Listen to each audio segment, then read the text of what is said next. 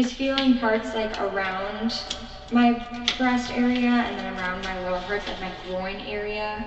Well, I walked into work today and there were some officers waiting for me. Okay. But I don't know what it's about. Do you want me to tell you what it's about? Yeah. Okay. Hold on to how calm he is, because it's the reason we're here. This isn't a man caught off guard. A patient came to him at the lowest point of her life, and he used that same steady, reassuring voice to walk her straight past every line he is supposed to protect. He was a physician, the medical director of a Sarasota clinic that advertised itself as the gentle option for people other doctors couldn't help. Anxiety, PTSD, trauma. He built his practice on the most vulnerable patients in medicine, and then, according to the state, he went hunting inside it. Sir, hey, how you doing? You a favor? Upper back. Upper back. Let go of your phone. Your hands behind your back. Stop. Do not flex. What are you doing? You're gonna make it worse. You have a warrant for your arrest. For what? What's going on? Yeah, there is. I don't know what's happening. Hey. Can I call an attorney? Do it right now. Doesn't work that way. Mark Zimmerman is my criminal attorney. Okay. Could you call his office and tell him something is happening? Okay. Listen, you need to relax. My family is Okay, you need to relax. Because you need to relax. Just make it easy. Like I said, that you're leaving. Yeah, that I can't do Call stuff. him right now. I don't know his number. And Call I'm him, look it up. Hey, Steven, relax. come on. Go this way. Can you tell me what I'm being arrested for? You have a warrant for your arrest. But can you tell me what it's for? I believe it's sexual battery. For who? That's all we can say. You have the chance, if you would like, you can speak with the detective about it. Can I speak to my attorney? Were you good with just tell for traffic, or do you need other unit there? Do you want to speak to the detective or no? Yeah. And this has never happened before, so I don't know, like, what the procedure is. Well, you have a warrant for your arrest. You will be taken to the Sarasota County Jail, where you will be put in a process.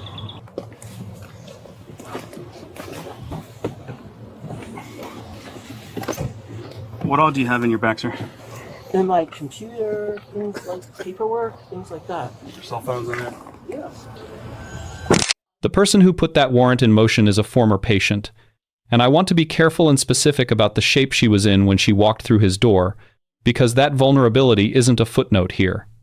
The affidavit says it's what he targeted. So he doesn't have a wife. Is that what you understand? Okay.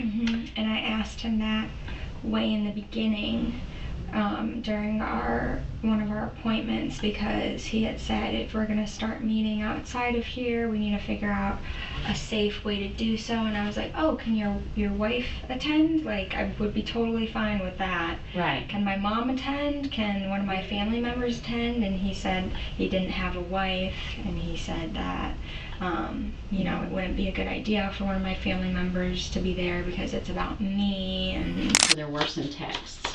yes, and I'm a little upset because I had all the texts from everything, but at one point in time I was like cleaning out my phone and I deleted. Oh gosh. I even called Apple. I was like, is there any way I should should be get in the back? cloud. That's what I said, but they were Yeah. like, no, it's only like a 30-day Oh, so it's been thing. longer than It's that. been longer Okay. than that. But I was so upset. But I have those. Okay. That's something. I was really upset about that. And I want to, I'm going to actually, can I move this just a tad? Yes, But- absolutely. Because Yeah. do well when it's twisted. Yeah. But I also just want to preface this that so before I saw him, I had seen probably up to 100 doctors. Oh wow. Trying to figure out my health issues and stuff, and just trying to heal, because things had gotten so bad, and I was extremely suicidal by the time that I got to him. Yeah. And I had let him know of that. As well. I was very upfront about it, because literally the first question he asked me, I just broke down in tears, and I was like, you're kind of just my last resort. I don't know where to go anymore. I don't know what to do. And as you read through this, you're probably gonna be like, why didn't she recognize this as a red flag? And it was more of a matter of, I kind of did. Like, they did these different things, raised questions in my mind, of course. But when you're a younger individual dealing with a doctor who's supposed to be the professional, Right. you trust that what they're saying is true and that Right. there's truth to it, no matter what it is. And Right. when you're that desperate to get better, you'll do anything. And I would quite literally do anything. And because of everybody that he told me that he healed, and that he deals with girls like me all the time, and that he, you know, is here to help and he cares about He's me. so much older and like a person that you would look up to when you're, because how old are you? I'm 23. 23. Very young, impressionable, going through health issues. And so you expected to go there looking for answers, and you were willing to do whatever he thought, and him being the medical professional, that you needed to do. Not to mention a brain doctor. Right. Right.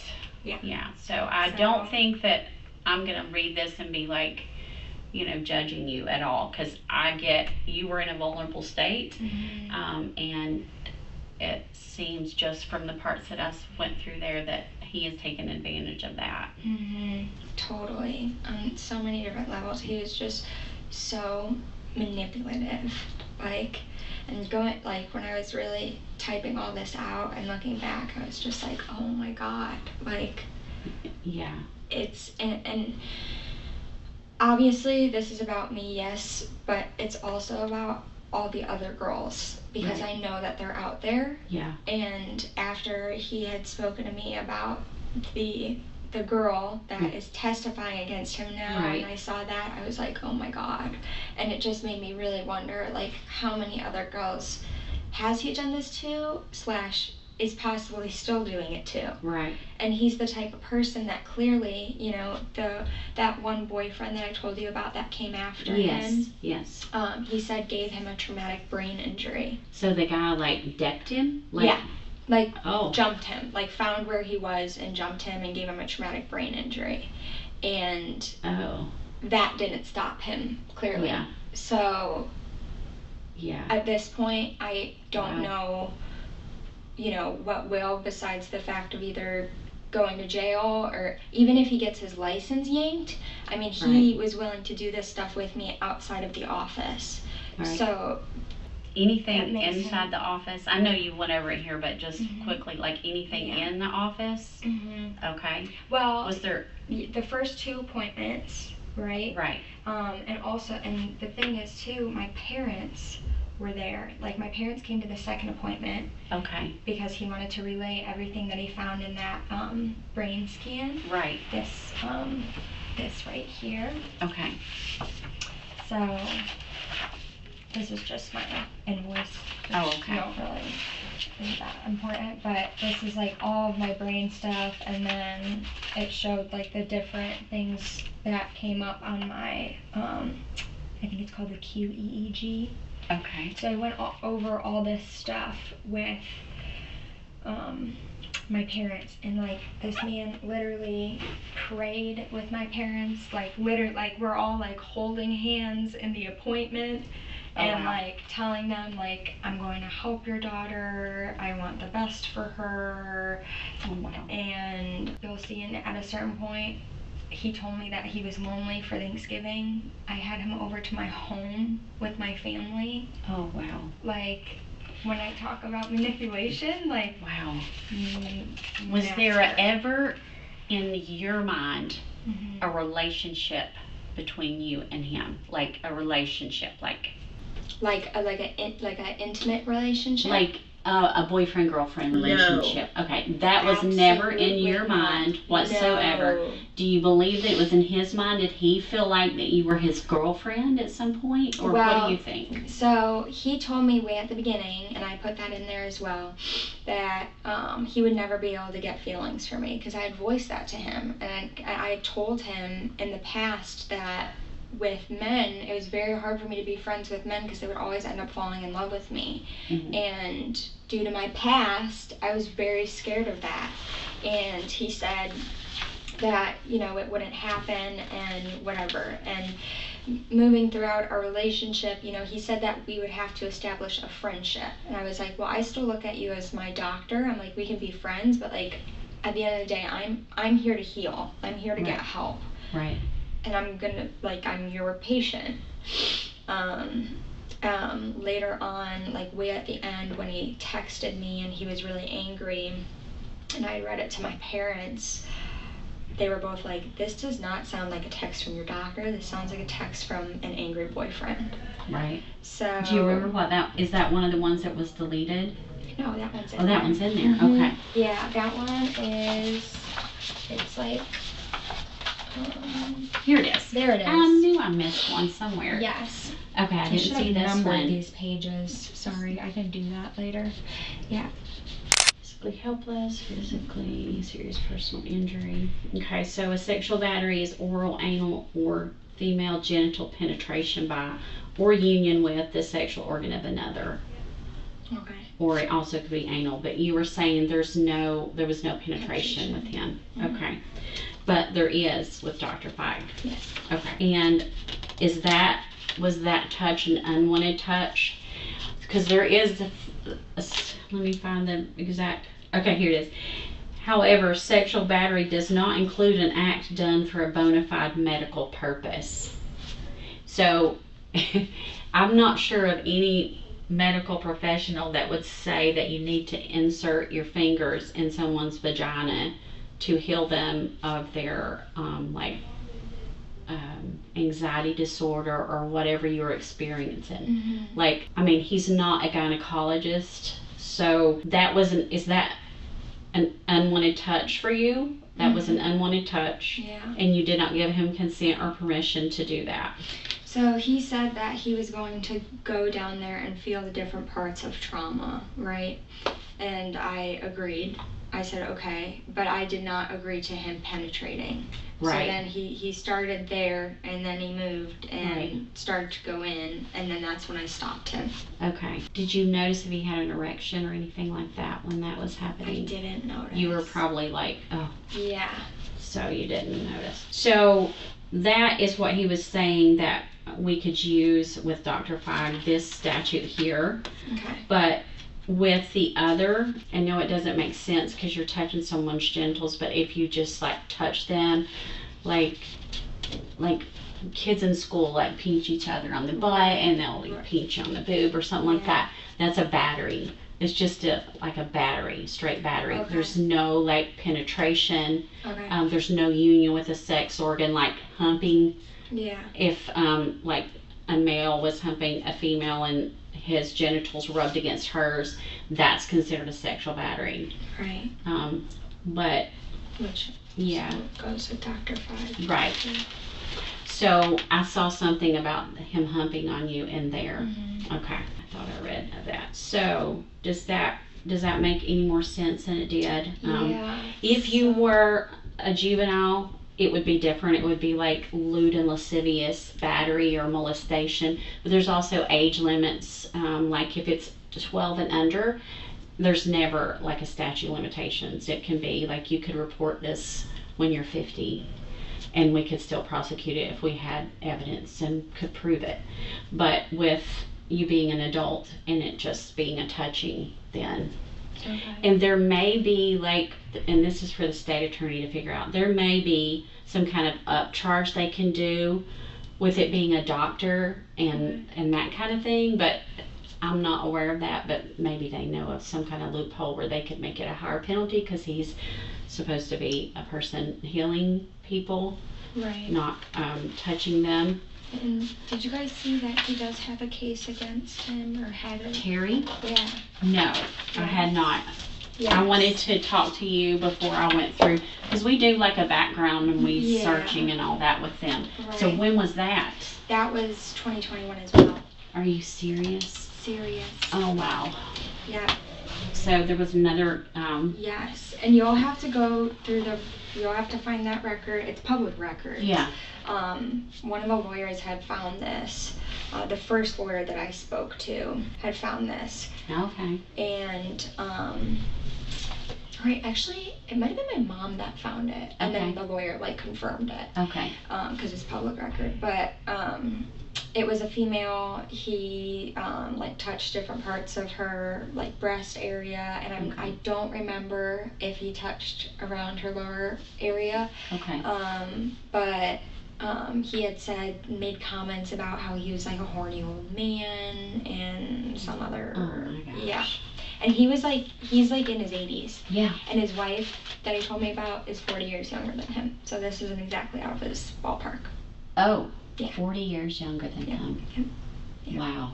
The wife he has now and the previous wife he had too, he said was like 40 years younger than him. Oh. Yeah. Really, he was feeling parts like around my breast area and then around my lower parts, like my groin area.